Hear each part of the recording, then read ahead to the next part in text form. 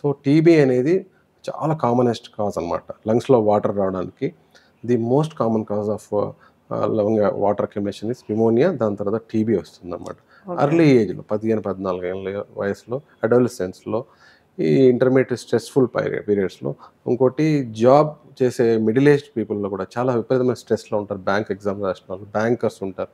చాలా stressful job ఉన్న వాళ్ళకి ఇమ్యూనిటీ తగ్గిపోయినందుకు లంగ్స్‌లో వాటర్ వస్తుంది. ఇది TB is one of the most common cause అనమాట. ఇప్పుడు న్యూమోనియా కొంచెం సెకండ్ స్టేజ్‌లో వచ్చేస్తుంది. టీబీ అనేది ఫస్ట్ స్టేజ్‌లో వచ్చేసింది ఇప్పుడు.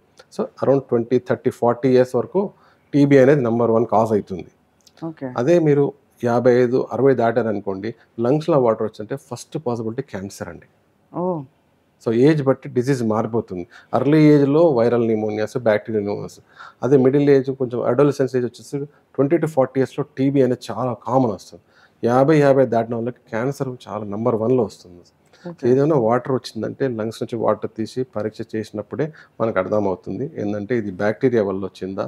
టీబీ వల్ల వచ్చిందా? క్యాన్సర్ వల్ల వచ్చిందా?